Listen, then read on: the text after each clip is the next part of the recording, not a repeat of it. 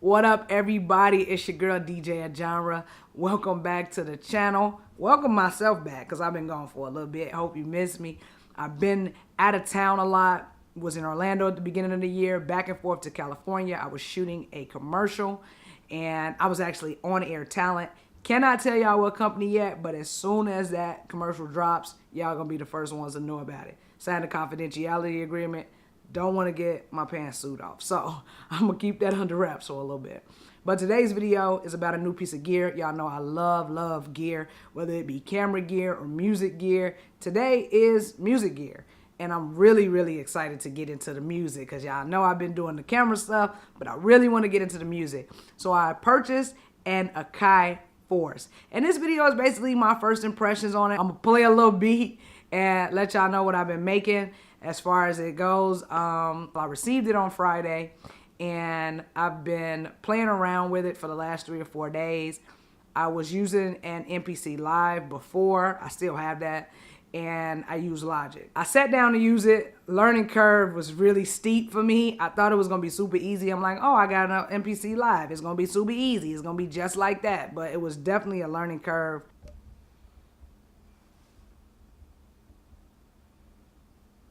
This is me trying to be productive.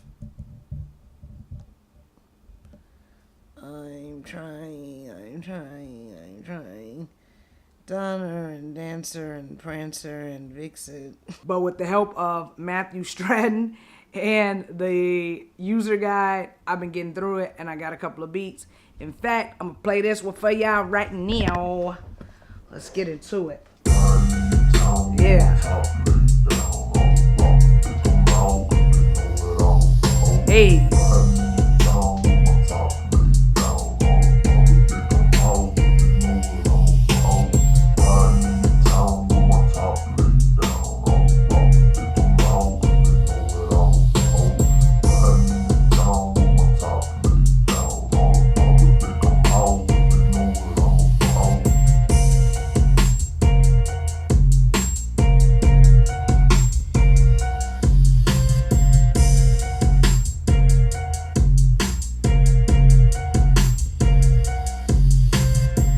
The things that I don't like about it would be the fact that there's no way to just bounce down your entire track.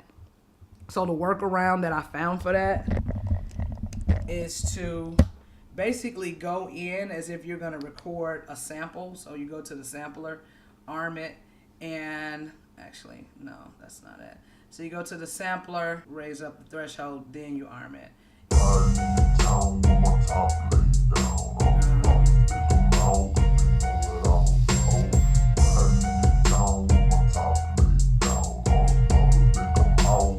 And then once I could keep that, hit keep, turn that off.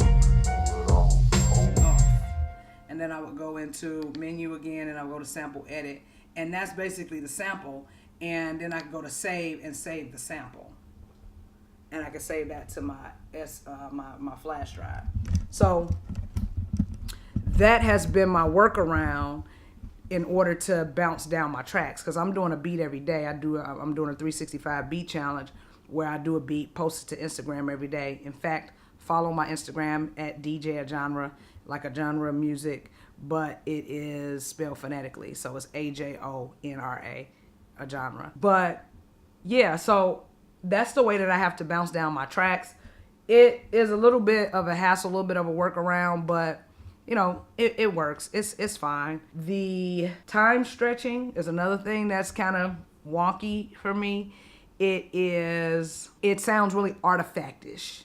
Like it sounds stretched. It sounds weird. Like I use the Serato sampler, and the Serato sampler, when you stretch a sample or time or pitch it, it just sounds good still. I mean, even in Logic you could do time stretching, and Logic can get a little artifactish too.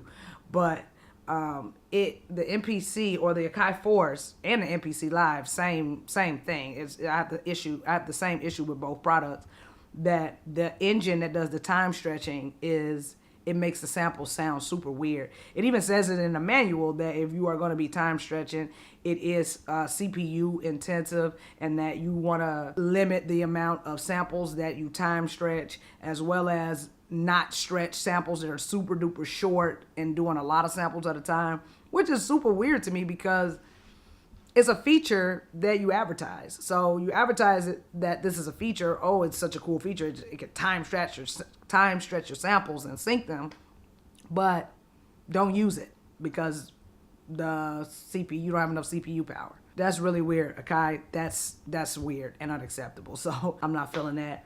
And the other thing is the sync feature. So you're supposed to be able to play a sample and it sync with your current project. So the project that I'm working on right now is 64 BPM. If I go into the list of samples to be able to add one, I should be able to play the samples in time with the project that I already have. And it doesn't do that. And it should be able to. It's really fairly easy to do. I mean, GarageBand does that on the iPad. And GarageBand is a novice software. So for this to claim to do it and not do it, maybe it does it and I just can't find the buttons or the menu to do it, but I haven't been able to find it. And I've been all up and through the menu. I've been looking at a lot of videos. Other people said they can't find it either, so we'll see. But so far, you know, it's a cool thing. I got 45 days to return it. So I'm going to be working on this thing every single day to see if I can get it popping. Otherwise, it'll be going back. And for you guys who are interested in whether this is for hip hop, so I'm doing hip hop and R&B on it. From the videos that I saw online, it is very heavily geared toward electronic folks. And that is true. The content that comes with it is very electronic heavy. If you are a producer that has a lot of samples already, you have a huge library of samples, you are subscribed to something like Splice or sounds.com, then you don't have to worry about that. You got access to loads of content. But if you getting this device because, oh my God, it got so many sounds, you want to get 10 gigs of sounds that come with it. If you a hip hop producer, not really going to be your thing. But there are some hip hop patches, some hip hop expansions that are in there. MSX, I think, is the company that did them. I might be butchering their name. But I bought a lot of sample packs from them. They have some really nice melodic samples, really hard hitting drums. I like them a lot. They have a lot of samples in here, but it is heavily geared toward electronic. All of the hip hop samples that are really, really fire come from that team MSX. And then they've got some trap stuff, but you know, it is what it is. You make the best of it.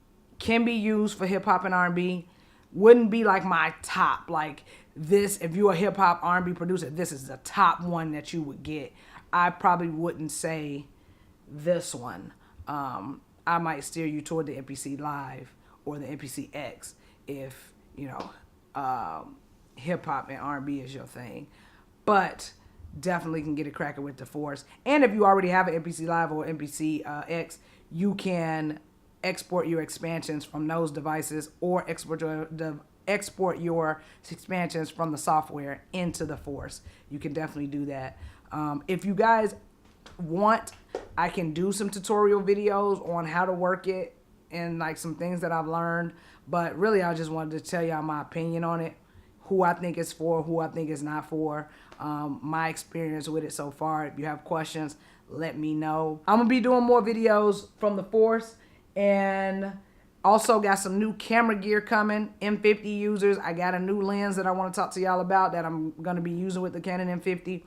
Also got a ton of footage from California and Orlando that I used the Canon M50 for, as well as the DJI Osmo Pocket. More of those videos coming up. Music, video, and your girl. You know what I'm saying? Like, comment, subscribe. I'm out of here.